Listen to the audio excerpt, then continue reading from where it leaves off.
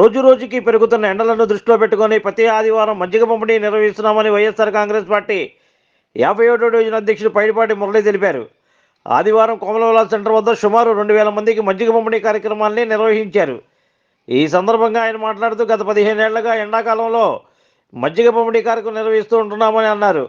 గత 15 ఏళ్లుగా 365 రోజులు పేద ప్రజలకు ఉచిత కంటి పరీక్షలు నిర్వహించి అవసరమైన వారికి కళ్ళ ఆపరేషన్లు, ఉచిత మందులను అందిస్తున్నామని అన్నారు.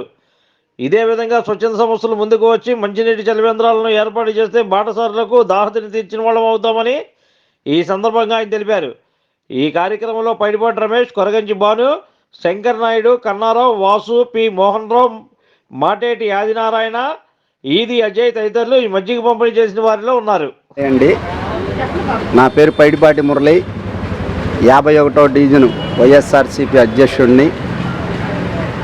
గత 15 సంవత్సరాల నుంచి, ఇది 15వ సంవత్సరం అండి, 15 సంవత్సరాల నుంచి సేవా కార్యక్రమాలు, అనేకమైన సేవా కార్యక్రమాలు చేస్తున్నాం. ఉచిత కంటి పరీక్ష, పేదవాళ్ళకి కళ్ళజోళ్ళు ఇవ్వడం, ఏమీ లేని వాళ్ళు అనుకుంటే వాళ్ళకి ఉచితంగా ఆపరేషన్లు కూడా చేయించడం జరుగుతుంది.